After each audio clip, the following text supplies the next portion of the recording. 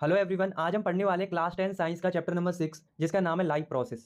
ये जो चैप्टर है वो काफ़ी इंटरेस्टिंग चैप्टर है क्योंकि इसके अंदर हम अपनी लाइफ की जो प्रोसेस होती है उन्हें हम विजुअल्स और एनिमेशन की मदद से समझने वाले हैं। तो चलिए स्टार्ट करते हैं। तो सबसे पहले हम जानते हैं कि लाइफ प्रोसेस क्या होती है।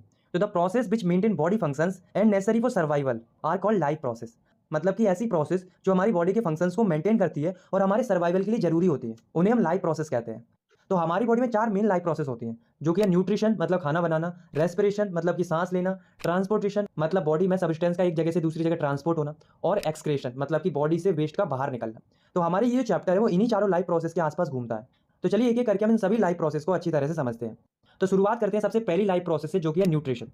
तो nutrition is a process by which organism obtain nutrients from food and utilize them to obtain energy for their daily activities, building and repairing their tissues. मतलब न्यूट्रिशन एक ऐसी प्रोसेस होती है जिसमें ऑर्गेनिज्म फूड से एनर्जी ऑब्टेन करते हैं अपनी डेली एक्टिविटीज के लिए, ताकि वो अपने टिश्यूज को बिल्ड और रिपेयर कर सके। यहाँ पर एक टर्म है न्यूट्रिएंट्स। तो न्यूट्रिएंट्स बे सब्सटेंस होते हैं जो लिविंग बॉडी की प्रॉपर ग्रोथ और मेंटेनेंस के लिए जरूरी होते हैं, जैसे कि carbohydrate, protein, vitamin, minerals etcetera. ये सभी न्यूट्रिएंट्स होते हैं। तो अब हम देखते हैं कि न्यूट्रिशन कितने टाइप्स के होते हैं। तो न्यूट्रिशन बेसिकली दो टाइप के होते हैं, जो कि है ऑटोट्रॉपिक न्यूट्रिशन और हेटरोट्रॉपिक न्यूट्रिशन। तो सबसे पहले हम समझते हैं ऑटोट्रॉपिक न्यूट्रिशन को।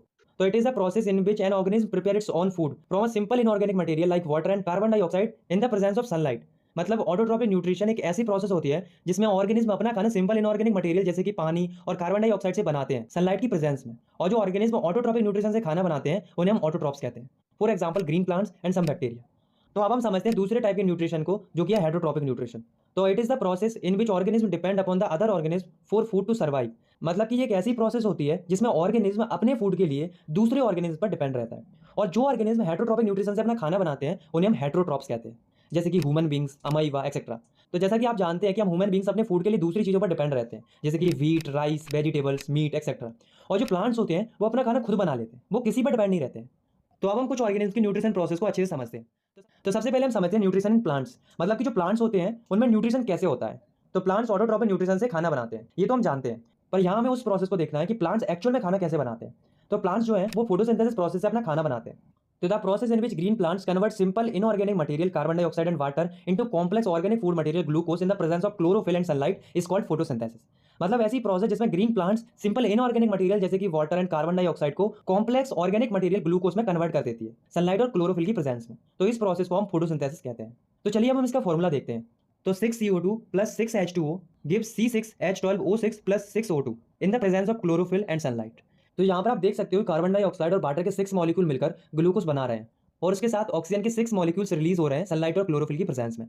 तो अब हम देखते हैं कि जब फोटोसिंथेसिस प्रोसेस होती है तो हमें कौन कौन से इवेंट्स देखने को मिलते हैं। तो सबसे पहले जो इवेंट है वो है absorption of light energy by chlorophyll. तो फोटोसिंथेसिस में सबसे पहले जो लाइट एनर्जी जो कि सनलाइट से आ रही होती है वो क्लोरोफिल के द्वारा एब्जॉर्ब की जाती है। उसके बाद दूसरा जो इवेंट है वो है conversion of light energy into chemical energy and splitting of water in hydrogen and oxygen. तो जब लाइट एनर्जी क्लोरोफिल के द्वारा एब्जॉर्ब कर ली जाती है तो वह केमिकल एनर्जी में कन्वर्ट हो जाती है, और जो वाटर मॉलिक्यूल्स हैं वो हाइड्रोजन और ऑक्सीजन में टूट जाते हैं। और तीसरा जो इवेंट है वो है reduction of carbon dioxide to carbohydrates. तो वाटर के स्प्लिट होने के बाद जो कार्बन डाइऑक्साइड है वो कार्बोहाइड्रेट में रिड्यूस हो जाती है। अब रिडक्शन क्या होता है ये तो हमने पहले चैप्टर में पढ़ लिया है। रिडक्शन का मतलब होता है ऑक्सीजन का रिमूव होना या फिर हाइड्रोजन का जुड़ना। तो यहाँ पर जो कार्बन डाइऑक्साइड है उसमें हाइड्रोजन ऐड हो रहा है और वो कार्बोहाइड्रेट फॉर्म कर रहा है। तो इन इवेंट्स को देखने के बाद आपको फोटोसिंथेसिस के इवेंट्स तो समझ में आ गए होंगे। तो अब हम एक इंपॉर्टेंट टर्म्स को समझते हैं, जो कि क्लोरोप्लास्ट। तो these are the small organelles found in plant cell. It's content chlorophyll which absorb sunlight for photosynthesis. तो क्लोरोप्लास्ट जो है वो एक स्मॉल ऑर्गेनिल होता है जो कि प्लांट सेल में पाया जाता है, जिसमें कि क्लोरोफिल भरा होता है। तो गाइज आपको ये याद रखना है कि जो क्लोरोफिल होता है वो क्लोरोप्लास्ट सेल में पाया जाता है, जो कि फोटोसिंथेसिस के दौरान सनलाइट को एब्जॉर्ब करता है। तो चलिए अब हम हेटरोट्रॉपिक न्यूट्रिशन को थोड़ा डिटेल में समझ लेते हैं। तो हेटरोट्रॉपिक न्यूट्रिशन क्या होते हैं ये तो आप पहले ही समझ चुके हैं। तो यहाँ पर हम ये समझेंगे कि हेटरोट्रॉपिक न्यूट्रिशन कितने टाइप्स के होते हैं। तो हेटरोट्रॉपिक न्यूट्रिशन 3 टाइप्स के होते हैं, सैप्रोफाइटिक न्यूट्रिशन, पैरासाइटिक न्यूट्रिशन और होलोजोइक न्यूट्रिशन। तो चलिए अब हम एक एक करके इन तीनों को समझते हैं। तो सबसे पहले हम समझते हैं सैप्रोफाइटिक न्यूट्रिशन को। तो the mode of nutrition in which organism obtain food from dead and decaying organic matter. मतलब कि ऐसा न्यूट्रिशन जिसमें ऑर्गेनिज्म जो है वो अपना फूड मरे हुए और सड़े हुए ऑर्गेनिक मैटर से ऑब्टेन करते हैं, उसे हम सैप्रोफाइटिक न्यूट्रिशन कहते हैं। और जो ऑर्गेनिज्म सैप्रोफाइटिक न्यूट्रिशन से खाना बनाते हैं उन्हें हम सैप्रोफाइट्स कहते हैं, जैसे कि बैक्टीरिया, फंगाई एक्सेट्रा। ये जो है वो डेड और डिकेइंग ऑर्गेनिक मैटर से खाना बनाते हैं। इसके बाद हेटरोट्रॉपिक न्यूट्रिशन का जो दूसरा टाइप है वो है पैरासाइटिक न्यूट्रिशन। तो it is a type of nutrition in which the organism live on or inside the body of their host and derive food from them without killing them. मतलब ये एक ऐसा न्यूट्रिशन होता है जिसमें ऑर्गेनिज्म जो है वो होस्ट ऑर्गेनिज्म के अंदर या उसके ऊपर रहकर अपना न्यूट्रिशन पूरा करते हैं बिना उसको मारे। तो ऐसे न्यूट्रिशन को हम पैरासाइटिक न्यूट्रिशन कहते हैं। तो अब आप सोच रहे होंगे कि होस्ट ऑर्गेनिज्म कौन से ऑर्गेनिज्म होते हैं? तो ये वो ऑर्गेनिज्म होते हैं जिन पर रहकर जो छोटे-छोटे पैरासाइटिक ऑर्गेनिज्म होते हैं, वो अपना खाना बनाते हैं। और जो ऑर्गेनिज्म पैरासाइटिक न्यूट्रिशन से खाना बनाते हैं, उन्हें हम पैरासाइट कहते हैं। जैसे कि मॉस्किटो, लाइस, ये दोनों जो ऑर्गेनिज्म होते हैं, वे अपने खाने के लिए होस्ट ऑर्गेनिज्म पर डिपेंड रहते हैं। जैसे कि मॉस्किटो ह्यूमन्स पर और कुछ पेट एनिमल्स पर, और लाइस भी ह्यूमन्स और पेट एनिमल्स का खून चूसकर अपना खाना बनाते हैं। और तीसरा जो टाइप है हेटरोट्रॉपिक न्यूट्रिशन का, वो है holozoic nutrition. The mode of nutrition that involve ingestion, digestion, absorption and assimilation of liquid और सॉलिड ऑर्गेनिक मटेरियल। मतलब कि ऐसा न्यूट्रिशन जिसमें ऑर्गेनिज्म लिक्विड या सॉलिड ऑर्गेनिक मटेरियल का इंजेशन करते हैं, यानी कि खाते हैं, उसके बाद उस खाने को एब्जॉर्ब करते हैं, फिर उसे एनर्जी लेते हैं, फिर जो वेस्ट बनता है उसे बाहर निकाल देते हैं। For example amoeba, human beings etcetera. तो चलिए अब हम समझते हैं हेटरोट्रॉपिक न्यूट्रिशन के कुछ एग्जांपल्स को। तो सबसे पहले हम समझते हैं कि जो अमीबा होता है उसमें न्यूट्रिशन कैसे होता है। तो अमीबा जो है वो अपना खाना होलोजोइक न्यूट्रिशन से बनाता है, और ये एक यूनिसेलुलर ऑर्गेनिज्म होता है। तो इसलिए अमीबा के अंदर जो न्यूट्रिशन हमें देखने को मिलता है वो अदर ऑर्गेनिज्म से काफी अलग देखने को मिलता है, क्योंकि अमीबा के अंदर न्यूट्रिशन की सारी प्रोसेस एक सिंगल सेल के अंदर होती है। तो अमीबा जो है वो एक एक्वाटिक ऑर्गेनिज्म होता है। एक्वाटिक ऑर्गेनिज्म का मतलब पानी में रहने वाला ऑर्गेनिज्म होता है। तो अमीबा जब भी कोई खाने वाली चीज को देखता है तो वह फ्लोएट करते हुए उसके पास जाता है, और अमीबा के अंदर एक फिंगर लाइक प्रोजेक्शन की एक स्ट्रक्चर पाई जाती है जिसको सूडोपोडिया कहते हैं। तो सूडो का मतलब होता है फॉल्स और पोडिया का मतलब होता है पैर। वो अमीबा के फॉल्स पैरों का काम करता है। तो जब भी कोई फूड पार्टिकल अमीबा के पास आता है तो अमीबा सूडोपोडिया की हेल्प से उस फूड मटेरियल को इंगल्फ कर लेता है, मतलब घेर लेता है, और उसे अपने अंदर ले लेता है। और इस फूड मटेरियल को अमीबा अपने टेम्पररी स्टोमक यानी कि फूड वैक्यूल में भेज देता है, जहां पर उस फूड पार्टिकल का डाइजेशन होता है, और उससे जो एनर्जी रिलीज होती है उसे अमीबा अपनी लाइफ प्रोसेस को कंटिन्यू करने के लिए इस्तेमाल करता है। और लास्ट में जो वेस्ट बचता है उसे अमीबा ऐसा स्ट्रक्चर बनाकर बाहर फेंक देता है। इस प्रोसेस को हम इजेशन कहते हैं। इजेशन का मतलब होता है अनयूज्ड सब्सटेंस को बाहर निकालना। तो अब हम एक और ऑर्गेनिज्म के अंदर न्यूट्रिशन को समझते हैं, जो कि है न्यूट्रिशन इन ह्यूमन बींग्स। तो ह्यूमन बींग्स में जो न्यूट्रिशन होता है वो काफी कॉम्प्लेक्स प्रोसेस के द्वारा होता है, जिसमें कि 5 प्रोसेस होती हैं, जो कि ingestion, digestion, absorption, assimilation and excretion. तो चलिए समझते हैं इनको। तो सबसे पहले हम फूड को अपने हाथों से अपने मुंह में रखते हैं, और इस प्रोसेस को हम इंजेशन कहते हैं। और जैसे ही खाना मुंह में पहुंचता है वहीं से डाइजेशन की जो प्रोसेस होती है वो शुरू हो जाती है। तो सबसे पहले जब खाना मुंह में पहुंचता है तो हमारे जो टीथ होते हैं, जैसा कि आप इस डायग्राम में भी देख सकते हो, वो फूड को छोटे छोटे पार्ट्स में ब्रेक कर देते हैं। उसके बाद जो हमारे माउथ में टंग होती है वो फूड को टेस्ट करती है और फूड को माउथ के अंदर रोटेट करती है। और उसके बाद हमारे माउथ में ग्लैंड पाई जाती है, जिसे सलाइवरी ग्लैंड बोलते हैं। वो सलाइवा प्रोड्यूस करती है, जिसमें कि सलाइवरी अमाइलेज नाम का एक एंजाइम पाया जाता है, जो कि फूड में प्रेजेंट कुछ स्टार्च को शुगर में ब्रेक डाउन कर देता है। और यहाँ तक जो प्रोसेस हो रही है वो हमारे माउथ के अंदर हो रही है। जब फूड को चबा लिया जाता है और उसमें प्रेजेंट कुछ स्टार्च को शुगर में कन्वर्ट कर दिया जाता है, तो जो फूड होता है वो ईसोफेगस, जिसे हम फूड पाइप भी कहते हैं, जो कि एक ट्यूब लाइक स्ट्रक्चर होता है जो कि माउथ को स्टोमक से कनेक्ट करता है, जैसा कि आप इस डायग्राम में भी देख सकते हो।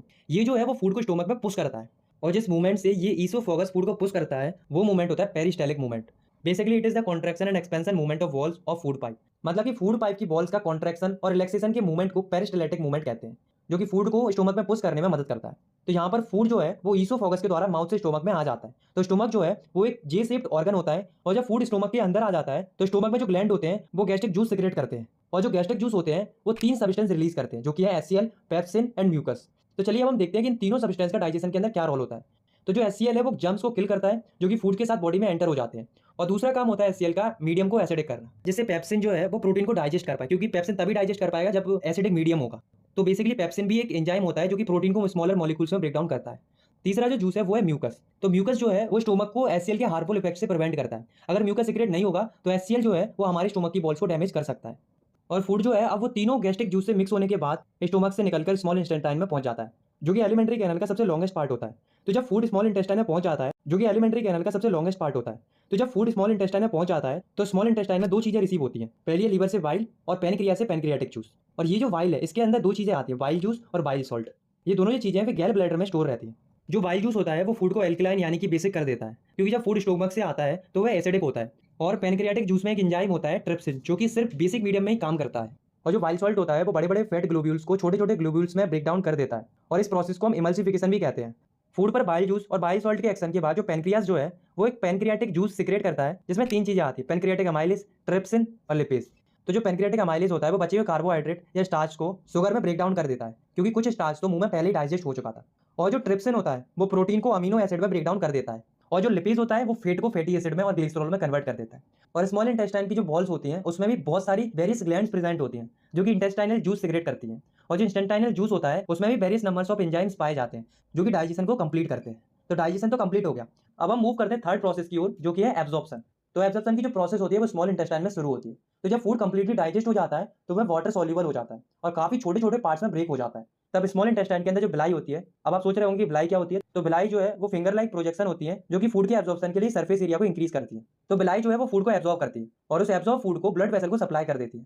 तो एब्जॉर्प्शन के समझने के बाद अब हम समझते हैं चौथी प्रोसेस को, जो कि है एसिमिलेशन, मतलब कि एब्जॉर्ब फूड से एनर्जी लेना। तो जब फूड ब्लड वेसल्स में एब्जॉर्ब हो जाता है तो वह हमारी हर एक सेल तक पहुंचता है और जिससे सेल एनर्जी ऑब्टेन करते हैं।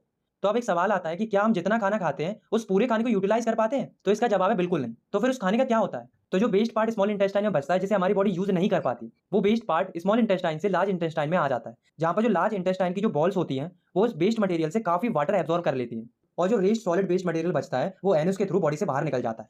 तो इस तरह से जो ह्यूमन बींग्स होते हैं उनके अंदर न्यूट्रिशन कंप्लीट हो जाता है। तो चलिए अब हम समझते हैं दूसरे टाइप की लाइफ प्रोसेस को, जो कि है रेस्पिरेशन।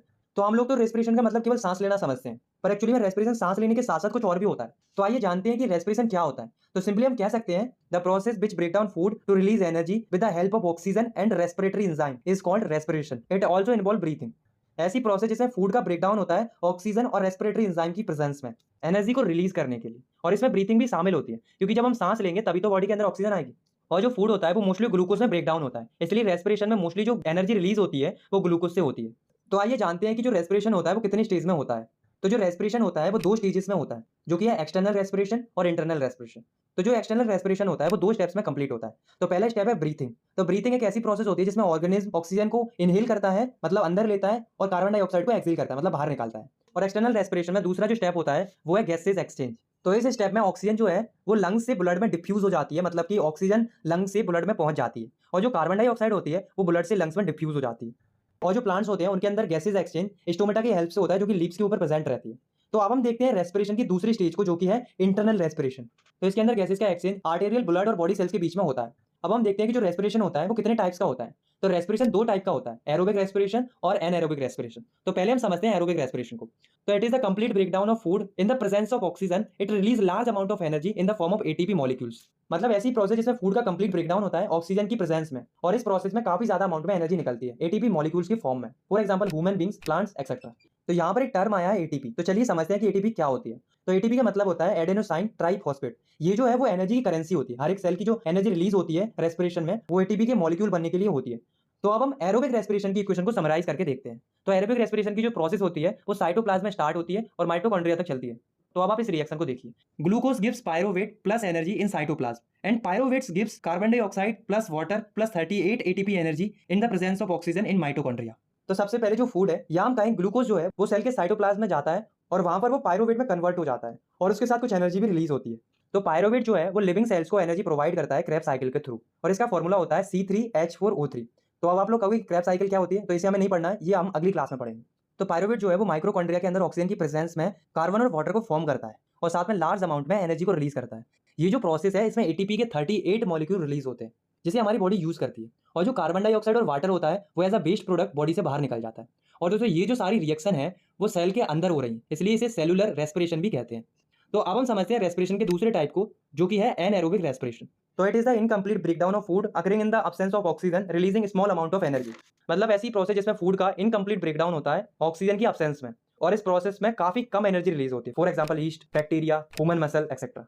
जब एनएरोबिक रेस्पिरेशन माइक्रो ऑर्गेनिज्म में होता है उसे हम फर्मेंटेशन कहते हैं, और एनएरोबिक रेस्पिरेशन में जो प्रोडक्ट फॉर्म होता है उसके आधार पर इसे दो फॉर्म में डिवाइड किया जाता है। पहला है एल्कोहलिक फर्मेंटेशन। तो इस प्रोसेस के अंदर जो शुगर होती है उसका इनकम्प्लीट ब्रेकडाउन होता है इथेनॉल और कार्बन डाइऑक्साइड फॉर्म करने के लिए। ये जो प्रोसेस है इसका इस्तेमाल बियर, वाइन और चीज बनाने के लिए किया जाता है, और ये जो प्रोसेस है वो मेनली ईस्ट में देखने को मिलती है। तो चलिए अब हम एल्कोहलिक फर्मेंटेशन की रिएक्शन को देखते हैं। तो अब आप रिएक्शन को देखिए। तो एल्कोहलिक फर्मेंटेशन में सबसे पहले ग्लूकोज जो है वो साइटोप्लाज्म के अंदर पायरोवेट में कन्वर्ट हो जाता है और कुछ अमाउंट में एनर्जी रिलीज होती है, और उसके बाद पायरोवेट जो है वो ऑक्सीजन की एब्सेंस में इथेनॉल और कार्बन डाइऑक्साइड में कन्वर्ट हो जाता है, और इस प्रोसेस में लेस अमाउंट में एनर्जी रिलीज होती है, जो कि होती है एटीपी के 2 मॉलिक्यूल्स। तो आप यहाँ पर देख सकते हो कि जो एनारोबिक रेस्पिरेशन होता है उसमें एरोबिक रेस्पिरेशन के कंपैरिजन में काफी कम एनर्जी रिलीज होती है। और एनारोबिक रेस्पिरेशन का दूसरा जो फॉर्म है वो है लैक्टिक एसिड फर्मेंटेशन। तो लैक्टिक एसिड फर्मेंटेशन के अंदर शुगर जो है वो लैक्टिक एसिड और एनर्जी के अंदर ब्रेकडाउन हो जाती है ऑक्सीजन की कमी में। For example some bacteria who turns milk into curds, मतलब कि ऐसे बैक्टीरिया जो कि दूध को दही में जमा देते हैं। तो दोस्तों आपने कई बार नोटिस किया होगा कि जब भी हम लंबे समय तक हैवी फिजिकल एक्सरसाइज करते हैं तो हमारी मसल्स में पेन होने लगता है। तो ऐसा इसलिए होता है क्योंकि हमारे मसल्स में जो ग्लूकोज होता है वो लैक्टिक एसिड में कन्वर्ट हो जाता है। तो आइए अब हम इस रिएक्शन को देखते हैं। तो लैक्टिक एसिड फॉर्मेशन में सबसे पहले जो ग्लूकोज होता है वो पायरोवेट में चेंज हो जाता है और कुछ अमाउंट में एनर्जी भी निकलती है। पायरोवेट फॉर्म होने के बाद जो मसल सेल्स होते हैं उनमें कम ऑक्सीजन होने के कारण लैक्टिक एसिड फॉर्म हो जाता है और लेस अमाउंट में एनर्जी रिलीज होती है, जो कि होती है 2 एटीपी। तो अब हम कुछ ऑर्गेनिज्म के अंदर रेस्पिरेशन की जो प्रोसेस होती है उसे हम समझते हैं। तो सबसे पहले हम समझते हैं रेस्पिरेशन इन प्लांट्स। तो अभी तक हमने जो भी पढ़ा है उससे आपको ये तो पता चल चुका होगा कि प्लांट्स जो हैं वो फोटोसिंथेसिस से अपना खाना बनाते हैं और ऑक्सीजन रिलीज करते हैं। ऐसा नहीं है, प्लांट्स जो है वो सांस भी लेते हैं और एनर्जी भी रिलीज करते हैं। तो जो प्लांट्स होते हैं वो रेस्पिरेशन 2 फेजेस में करते हैं, जिसमें से पहला फेज है ब्रीथिंग या गैसेज एक्सचेंज और दूसरा फेज है रिलीज ऑफ एनर्जी। तो जो प्लांट्स होते हैं उसके 3 पार्ट्स में गैसेज का एक्सचेंज होता है और वो 3 पार्ट्स हैं लीव्स, स्टेम और रूट्स। तो प्लांट्स की जो लीव्स होती है उनमें टिनी पोर्स पाए जाते हैं जिन्हें हम स्टोमेटा कहते हैं, जैसा कि आप इस इमेज में भी देख सकते हो। और इनके आसपास गार्ड सेल पाए जाते हैं जो कि स्टोमेटा की ओपनिंग और क्लोजिंग को रेगुलेट करते हैं। और जो स्टोमेटा होता है वो सभी लीव्स में पाया जाता है जो कि गैसेस को एक्सचेंज करता है। इसी के साथ जो प्लांट्स की स्टेम होती है उसमें भी छोटे छोटे लेंटिकल्स पाए जाते हैं जो कि गैसेस को एक्सचेंज करते हैं। और प्लांट्स की जो रूट्स होती हैं उनमें भी रूट्स हेयर प्रेजेंट्स होते हैं जो कि डिफ्यूजन की प्रोसेस से गैसेस का एक्सचेंज करते हैं। तो ये थे टोटल 3 तरीके प्लांट्स में गैसेस एक्सचेंज के, या हम कह सकते हैं ब्रीथिंग के। तो अब हम देखते हैं कि जब प्लांट्स के अंदर ऑक्सीजन पहुंच जाती है तो वो एनर्जी कैसे रिलीज करते हैं। तो रेस्पिरेशन प्रोसेस के दौरान प्लांट्स की सेल में जो ग्लूकोज होता है जो कि फोटोसिंथेसिस प्रोसेस में फॉर्म होता है, वो ऑक्सीजन के साथ मिलकर कार्बन डाइऑक्साइड और वाटर फॉर्म करता है और साथ में एनर्जी रिलीज करता है। ऐसे हम इस रिएक्शन के द्वारा भी समझ सकते हैं। तो आप इस रिएक्शन को देख सकते हो जिसमें ग्लूकोज जो है वो ऑक्सीजन के साथ मिलकर कार्बन डाइऑक्साइड प्लस वाटर बना रहा है और साथ में एनर्जी को रिलीज कर रहा है। तो चलिए अब हम समझते हैं जो ह्यूमन बींग्स होते हैं उनमें रेस्पिरेशन की प्रोसेस कैसे होती है। तो जो ह्यूमन बींग्स होते हैं उनमें रेस्पिरेशन की जो प्रोसेस होती है वो काफी कॉम्प्लेक्स होती है और ये जो है वो ह्यूमन रेस्पिरेटरी सिस्टम के द्वारा कंप्लीट होती है। तो आप सबसे पहले इस डायग्राम को ध्यान से देखो, ये ह्यूमन रेस्पिरेटरी सिस्टम है। तो हम रेस्पिरेशन की पूरी प्रोसेस को हम इसी डायग्राम के थ्रू समझने वाले हैं। तो सबसे पहले एयर जो है वो हमारे नॉस्ट्रल से एंटर करती है और जब एयर हमारे नॉस्ट्रल में एंटर करती है तो नॉस्ट्रल जो है वो एयर को फिल्टर करता है और डस्ट पार्टिकल को लंग्स में पहुंचने से रोकता है। उसके बाद एयर जो है वो हमारे फेरिंग्स और लैरिंग्स की हेल्प से ट्रैकिया में पहुंच जाती है, जिसे हम विंड पाइप भी कहते हैं। ट्रैकिया जो है वो एयर को लंग्स तक पहुंचाता है। तो लंग्स के 3 मेन पार्ट्स होते हैं, ब्रोंकाई, ब्रोंकियोल्स एंड एल्बुलाई। तो ट्रैकिया जो है वो एयर को ब्रोंकाई तक पहुंचाता है, उसके बाद एयर ब्रोंकियोल्स में पहुंचती है और उसके बाद एयर फाइनली एल्बुलाई में पहुंच जाती है। तो यहाँ तक जो प्रोसेस आपने देखी, इस प्रोसेस को हम कहते हैं इनहेलेशन ऑफ एयर, मतलब कि एयर को अंदर लेना। तो जब एयर एल्बुलाई के अंदर पहुंच जाती है तो हमारी चेस्ट कैविटी एयर से फिल हो जाती है और हमारी जो चेस्ट कैविटी है वो एक्सपेंड हो जाती है, मतलब कि चौड़ी हो जाती है, जैसा कि हम महसूस भी करते हैं जब हम सांस अंदर लेते हैं। तो हमारी चेस्ट एक्सपेंड हो जाती है यानी कि बड़ी हो जाती है। अब हम देखते हैं कि जब इनहेलेशन हो जाता है तो उसके बाद एयर का एल्बुलाई के अंदर क्या होता है। तो एल्बुलाई जो होती है वो रेस्पिरेशन में गैसेज एक्सचेंज की साइट होती है। तो इनहेलेशन के बाद दूसरी जो प्रोसेस होती है वो होती है एक्सचेंज ऑफ गैसेज, जो कि एल्बुलाई में होती है। तो गैसेज के एक्सचेंज को समझने के लिए हमें एल्बुलाई के डायग्राम को देखना पड़ेगा। तो एल्बुलाई जो है वो एक बैलून लाइक स्ट्रक्चर होती है जो कि गैसेज के एक्सचेंज के लिए सर्फेस प्रोवाइड करती है और जो एल्बुलाई की वॉल्स होती हैं वो ब्लड वेसल से कनेक्ट रहती हैं, जैसा कि आप इस डायग्राम में भी देख सकते हो। तो अब आप समझो कि जो एल्बुलाई है उसके अंदर जो गैस है वो है ऑक्सीजन और ब्लड वेसल्स जो कि एल्बुलाई से कनेक्ट है उसमें ब्लड्स के साथ साथ कौन सी गैस फ्लो हो रही है, CO2। तो जो एल्बुलाई की जो वॉल्स होती हैं वो काफी थिन होती हैं। तो एल्बुलाई की जो वॉल्स हैं उसके द्वारा जो ऑक्सीजन है वो ब्लड में डिफ्यूज हो जाती है और ब्लड में से जो कार्बन डाइऑक्साइड होती है वो एल्बुलाई में पहुंच जाती है। तो यहाँ पर जो है हमारी एल्बुलाई के अंदर गैसेस का एक्सचेंज हो चुका है। तो अब सवाल ये आता है कि जब ऑक्सीजन ब्लड में पहुंच जाती है तो ऑक्सीजन का क्या होता है। तो जब ऑक्सीजन ब्लड में पहुंच जाती है तो वह हीमोग्लोबिन से जुड़कर एक ऑक्सी हीमोग्लोबिन नाम का एक पिगमेंट बना लेती है, जिसके बाद ब्लड इनको डिफरेंट सेल्स और टिश्यूज तक लेकर जाता है। और जो हीमोग्लोबिन होता है वो रेड कलर का पिगमेंट होता है जो कि ब्लड में पाया जाता है, जो कि ऑक्सीजन को हर एक सेल्स और टिश्यूज के अंदर लेकर जाता है। तो इसके आगे जो प्रोसेस होती है वो हम ट्रांसपोर्टेशन में पढ़ेंगे। तो अब हम वापस एल्बुलाई की तरफ चलते हैं और ये देखते हैं कि जो कार्बन डाइऑक्साइड एल्बुलाई में है वो बॉडी से बाहर कैसे निकलती है। तो जब ऑक्सीजन बॉडी में एंटर हो जाती है तो CO2 जो है वो एल्बुलाई से ट्रैकिया में पहुंच जाती है और उसके बाद CO2 जो है वो नॉस्ट्रल के द्वारा बाहर निकल जाती है और इस प्रोसेस को हम एक्सहेलेशन कहते हैं। और जब CO2 बॉडी से बाहर निकलती है तो जो हमारी चेस्ट कैविटी होती है वो कॉन्ट्रैक्ट हो जाती है, मतलब कि सिकुड़ जाती है। तो अभी जो आपने 3 प्रोसेस देखी, inhalation, exchange of gases and exhalation, ये हमारी बॉडी के अंदर बहुत ही जल्दी जल्दी चलती है और ये तीनों मिलकर ह्यूमंस के अंदर। तो अब हम समझते हैं तीसरी लाइफ प्रोसेस को, जो कि है ट्रांसपोर्टेशन। तो ट्रांसपोर्टेशन का मतलब होता है किसी भी सब्सटेंस का एक जगह से दूसरी जगह मूवमेंट होना। तो जब रेस्पिरेशन की प्रोसेस होती है तो कुछ यूजफुल और कुछ वेस्ट प्रोडक्ट फॉर्म होते हैं। तो जो यूजफुल प्रोडक्ट होते हैं उन्हें बॉडी के हर एक सेल में ट्रांसपोर्ट होने की जरूरत पड़ती है। तो चलिए अब हम देखते हैं कि जो ऑर्गेनिज्म होते हैं उनमें ट्रांसपोर्टेशन की प्रोसेस किस प्रकार से होती है। तो सबसे पहले हम समझते हैं ट्रांसपोर्टेशन इन ह्यूमंस, मतलब जो ह्यूमन बींग्स होते हैं उनमें सब्सटेंस कैसे ट्रांसपोर्ट होते हैं। तो जो ह्यूमन बींग्स होते हैं उनमें ट्रांसपोर्टेशन 2 सिस्टम से होता है, जिसमें से पहला है ब्लड और दूसरा है लिम्फ, जिसे हम टिश्यू फ्लूइड भी कहते हैं। तो सबसे पहले हम समझते हैं ब्लड के बारे में कि जो ब्लड है इसमें होता क्या है, ये कौन कौन सी चीज़ों से मिलकर बना होता है। या सिंपली हम कह सकते हैं, हम पढ़ने वाले हैं कंपोनेंट्स ऑफ ब्लड, कि ब्लड जो है वो बेसिकली किन किन कंपोनेंट्स से मिलकर बना होता है। तो ब्लड मेनली 4 कंपोनेंट्स से मिलकर बना होता है, plasma, RBC, WBC and platelets. तो अब हम इन चारों कंपोनेंट्स को अच्छे से समझ लेते हैं। तो हम स्टार्ट करते हैं प्लाज्मा से। तो प्लाज्मा जो है वो स्ट्रॉ कलर फ्लूइड होता है। स्ट्रॉ कलर मतलब येलोइश कलर, जैसा कि आप इस डायग्राम में भी देख सकते हो, जिसमें 90 से लेकर 92% वाटर होता है और 6 to 8% प्रोटीन होता है। और इसके साथ साथ इसके अंदर मिनरल्स, विटामिन भी पाए जाते हैं। और जितनी बची हुई कंपोनेंट्स हैं जैसे कि RBC, WBC, प्लेटलेट्स, वो सब प्लाज्मा में डिसॉल्व रहते हैं। तो अब हम समझते हैं ब्लड्स के नेक्स्ट कंपोनेंट को, जो कि RBC यानी कि रेड ब्लड सेल, जिन्हें हम एराइथ्रोसाइट्स भी कहते हैं। ये जो है वो कुछ इस प्रकार से दिखते हैं, जो कि शेप में बाइकॉन्केव होते हैं और इनके अंदर न्यूक्लियस नहीं होता है और ना ही कोई और सेल ऑर्गेनेल्स होती है। और आरबीसी के अंदर एक बहुत ही इंपॉर्टेंट आयरन रिच पिगमेंट पाया जाता है जो कि है हीमोग्लोबिन, जो कि ऑक्सीजन के साथ मिलकर ऑक्सीहोमोग्लोबिन फॉर्म करता है और ऑक्सीजन के ट्रांसपोर्ट में काफी मदद करता है। तो अब हम समझते हैं ब्लड के तीसरे कंपोनेंट को जो कि है डब्ल्यूबीसी यानी कि व्हाइट ब्लड सेल, जिन्हें हम ल्यूकोसाइट भी कहते हैं। ये जो है वो फेगोसाइटिक सेल होते हैं जो कि बॉडी की हेल्प करते हैं इन्फेक्शन से फाइट करने में, और ये बॉडी को प्रोटेक्ट करते हैं हार्मफुल फॉरेन मटेरियल से। तो अब हम देखते हैं ब्लड के चौथे कंपोनेंट को जो कि है प्लेटलेट्स, जिन्हें हम थ्रोम्बोसाइट भी कहते हैं। इनका जो फंक्शन होता है वो है क्लोटिंग ऑफ ब्लड, मतलब कि खून का थक्का जमना। आपने नोटिस किया होगा कि जब हमारी चोट लग जाती है या फिर छोटा मोटा कट लग जाता है तो उस जगह से खून निकलने लगता है, लेकिन जो ब्लड निकलता है वो कुछ टाइम बाद अपने आप ही निकलना बंद हो जाता है।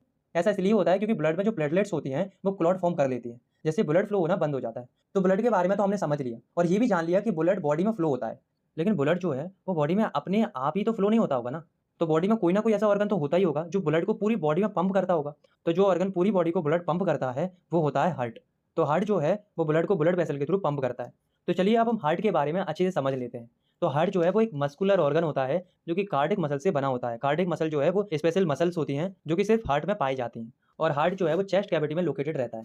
ज़्यादातर लोग ये सोचते हैं कि हार्ट जो है वो चेस्ट कैविटी में लेफ्ट साइड में प्रेजेंट होता है, लेकिन गाइस ऐसा नहीं है। हार्ट जो है वो चेस्ट कैविटी के सेंटर में प्रेजेंट होता है। वो तो केवल लेफ्ट साइड की तरफ थोड़ा टिल्टेड होता है, मतलब कि झुका हुआ होता है। तो अब हम हार्ट की एनाटॉमी को देखते हैं, मतलब ये देखते हैं कि जो हार्ट होता है उसके अंदर क्या क्या पाया जाता है। तो अब आप इस डायग्राम को देखिए। तो ये डायग्राम उस कंडीशन का है जब हमने हार्ट को दो हिस्सों में काट दिया। तो ये जो हार्ट के आसपास वाले मसल्स हैं वो है कार्डिक मसल, क्योंकि हार्ट जो है वो एक मस्कुलर ऑर्गन है। तो दोस्तों आपको यहाँ पर 4 चैम्बर्स दिख रहे होंगे। तो जो ऊपर वाले चैम्बर्स होते हैं उन्हें एट्रियम बोला जाता है, और जो नीचे वाले चैम्बर्स होते हैं उन्हें वेंट्रिकल्स बोला जाता है। ये जो हार्ट में ऊपर की राइट साइड में जो चैम्बर है वो है राइट एट्रियम, और लेफ्ट में जो चैम्बर है वो है लेफ्ट एट्रियम, और नीचे की साइड ये वाला जो चैम्बर है वो है राइट वेंट्रिकल, और ये वाला जो चैम्बर है वो लेफ्ट वेंट्रिकल। तो गाइज आपको यहाँ पर एक लेयर दिख रही होगी। ये जो लेयर है वो इस ट्यूब के पीछे भी है। इस लेयर को सेप्टा बोला जाता है। तो ये जो है वो बेसिकली पार्टीशन है। अब आप कहोगे कि कैसा पार्टीशन है, तो ये जो है वो है राइट एट्रियम और ये है राइट वेंट्रिकल। तो ये हो गया हार्ट का राइट पोर्शन, और ये है लेफ्ट एट्रियम और ये लेफ्ट वेंट्रिकल। तो ये हो गया हार्ट का लेफ्ट पोर्शन।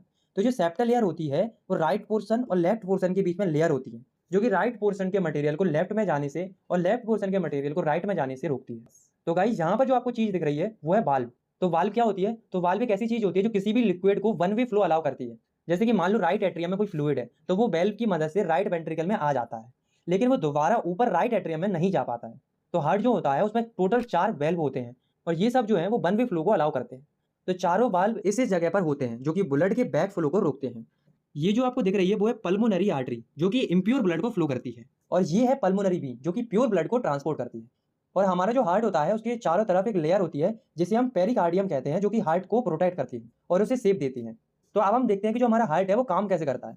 सबसे पहले जो डीऑक्सीजनेटेड ब्लड होता है वो बॉडी से हार्ट के राइट एट्रियम में आता है। डीऑक्सीजनेटेड ब्लड यानी कि वो ब्लड जो कार्बन डाइऑक्साइड को कैरी करता है, और ये ब्लड बीन्स में फ्लो होता है।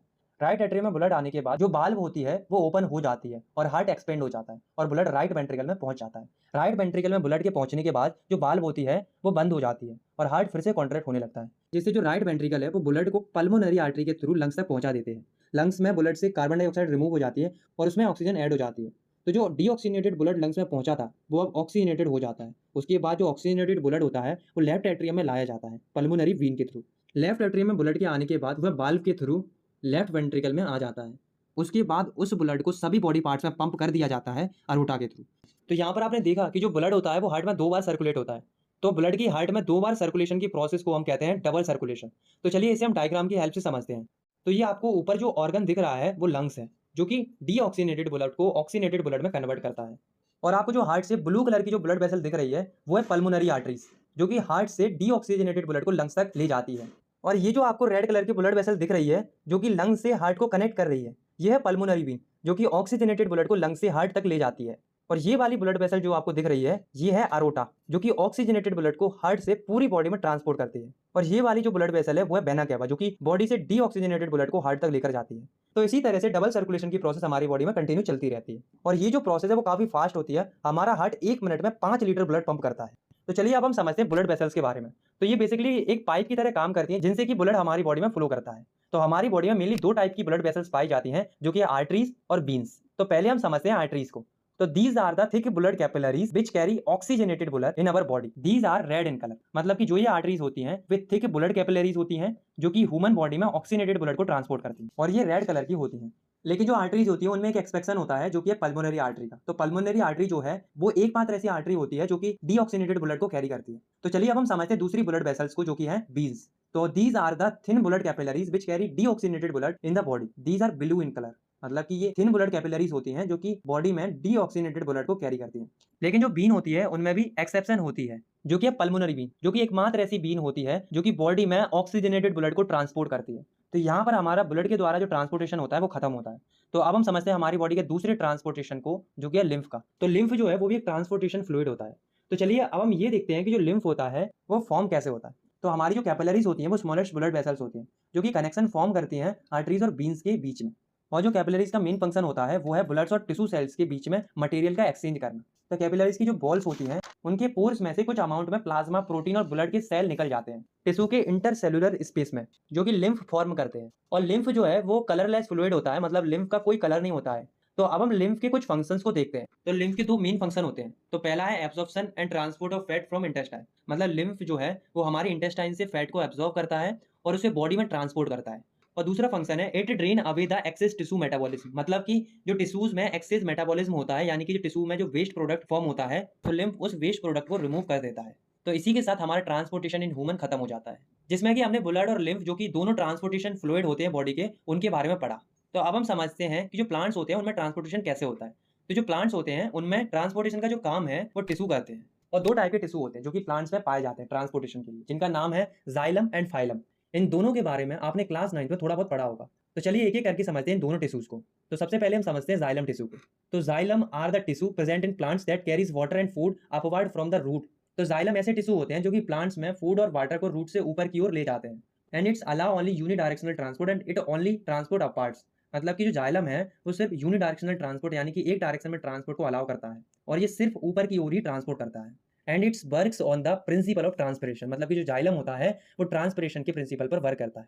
अब ये ट्रांसपिरेशन क्या होता है? तो it is the process of loss of water as vapour from aerial parts of plants, मतलब कि ट्रांसपिरेशन एक ऐसी प्रोसेस होती है जिसमें कि वाटर लॉस होता है वेपर के फॉर्म में प्लांट्स के एरियल या ऊपर वाले पार्ट से। इस प्रोसेस में जो लीव्स होती हैं वो एक वैक्यूम क्रिएट करती हैं जिससे वाटर ऊपर की तरफ फ्लो करता है और लीव्स के स्टोमेटा से वो वेपर में कन्वर्ट होकर बाहर निकल जाता है। तो अब हम समझते हैं दूसरे टाइप के ट्रांसपोर्टेशन टिश्यू की, जो कि है फाइलम। तो phloem are the tissues that transport food from leaves to other parts of plants, मतलब फाइलम एक ऐसा टिश्यू होता है जो कि लीव्स में जो खाना बनता है उसे प्लांट्स के जो अदर पार्ट्स होते हैं उन तक पहुंचाता है। और it allows bidirectional flow, it can transport upward as well as downward, यानी कि जो फाइलम होता है वो बाय डायरेक्शनल फ्लो अलाउ करता है जिससे फूड अपवर्ड और डाउनवर्ड दोनों डायरेक्शन में जा सकता है। And it works on the principle of translocation, तो जो फाइलम होता है वो ट्रांसलोकेशन के प्रिंसिपल पर काम करता है। तो आइए जानते हैं कि आखिर ये क्या होता है ट्रांसलोकेशन। तो the transport of food from leaf to other parts of plants is called translocation, मतलब कि फूड का लीफ से प्लांट्स के दूसरे पार्ट्स में ट्रांसपोर्ट होना, इसी प्रोसेस को हम ट्रांसलोकेशन कहते हैं। तो इसी के साथ हमारी तीसरी लाइफ प्रोसेस जो कि है ट्रांसपोर्टेशन वो खत्म होती है। तो अब हम समझते हैं चौथी और आखिरी लाइफ प्रोसेस को, जो कि है एक्सक्रीशन। तो the biological process of removal of harmful nitrogenous metabolic waste from the body is called excretion, मतलब कि ऐसी प्रोसेस जिसमें जो हार्मफुल मेटाबॉलिक वेस्ट होते हैं उन्हें बॉडी से रिमूव किया जाता है, उस प्रोसेस को हम एक्सक्रीशन कहते हैं। तो जो मेटाबॉलिक वेस्ट होते हैं वो मेटाबॉलिक एक्टिविटी से जनरेट होते हैं। अब मेटाबॉलिक एक्टिविटीज जैसे कि डाइजेशन, रेस्पिरेशन एक्सेट्रा। तो जो मेटाबॉलिक एक्टिविटीज में जो मेटाबॉलिक वेस्ट बनता है वो 3 टाइप का होता है, जो कि है डाइजेस्टिव वेस्ट, रेस्पिरेटरी वेस्ट और नाइट्रोजनस वेस्ट। तो जो डाइजेस्टिव वेस्ट होता है वो डाइजेशन की प्रोसेस में फॉर्म होता है और इसके बारे में हम न्यूट्रिशन में पढ़ चुके हैं। और जो रेस्पिरेटरी वेस्ट होता है वो रेस्पिरेशन में फॉर्म होता है। तो जो रेस्पिरेशन होती है उसमें CO2 फॉर्म होती है जो कि लंग से होती है, हमारे मुंह से या नाक से निकल जाती है। ये भी हम रेस्पिरेशन में पढ़ चुके हैं। और नाइट्रोजनस वेस्ट वो वेस्ट होते हैं जो कि हमारे ब्लड में डिसॉल्व होते हैं, जैसे कि urea, uric acid, water etcetera. तो ये नाइट्रोजनस वेस्ट होते हैं। तो इन्हें कैसे बाहर निकाला जाएगा इसी के बारे में हम इस एक्सक्रीशन वाले टॉपिक में पढ़ेंगे। तो सबसे पहले हम समझते हैं ह्यूमन एक्सक्रीटरी सिस्टम को। इसे हम डायग्राम की हेल्प से काफी अच्छे से समझते हैं। तो human excretory system consist of 1 pair of kidney, 1 pair of ureters and 1 urinary bladder and 1 urethra. तो ह्यूमन एक्सक्रीटरी सिस्टम में आते हैं एक किडनी का पेयर, यानी कि 2 किडनी और 2 यूरेटर्स और एक यूरिनरी ब्लैडर और एक यूरेथ्रा। तो अब हम इन चारों के फंक्शंस को समझते हैं, उसके बाद हम इन्हें डायग्राम से भी समझेंगे। तो सबसे पहले हम किडनी को समझते हैं। तो kidney is a reddish brown bean shaped organ located in the upper retroperitoneal region of the abdomen, whose main function is filtration of blood and removal of waste।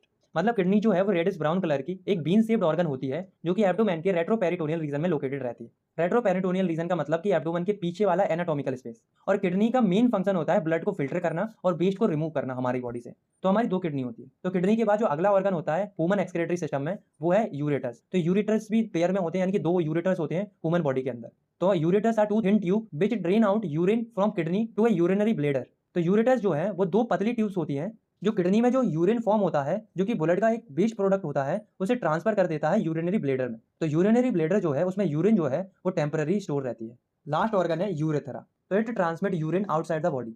तो यूरेथ्रा जो है वो यूरिनरी ब्लेडर में जो urine store रहती है उसे body से बाहर निकालती है। तो चलिए अब हम इस पूरी प्रोसेस को डायग्राम की हेल्प से समझते हैं।